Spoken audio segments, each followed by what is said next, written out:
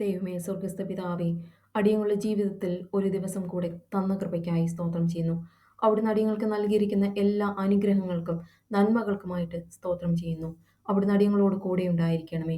ഇന്നത്തെ ദിവസം അടിയന്റെ വായിൽ നിന്ന് വരുന്ന ഓരോ വാക്കും അവിടുത്തെ കൃപയ്ക്കുമായി മാത്രം ഭവിക്കണമേ. യേശുവിന്റെ നാമത്തിൽ കൃപയോടെ യാചിക്കുന്നു, ഉത്തരമരുളണമേ. ഇന്നത്തെ ദിവസം നമ്മുടെ ധ്യാനത്തിനായി എടുത്തിരിക്കുന്ന വാക്യം സങ്കീർത്തനങ്ങൾ 121 1 2 വാക്യങ്ങൾ. ഞാൻ എൻ്റെ കണ്ണ് പർവ്വതങ്ങളിലേക്ക് ഉയർത്തുന്നു. എനിക്ക് സഹായം എവിടെ നിന്ന് വരും?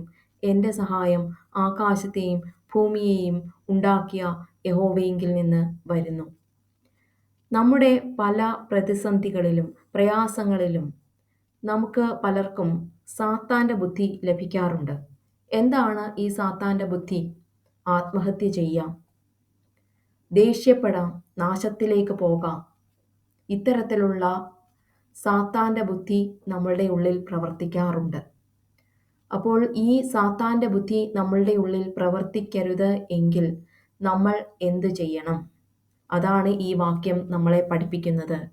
നമ്മളുടെ കണ്ണുകൾ യഹോവയിങ്കിലേക്ക് നോക്കണം.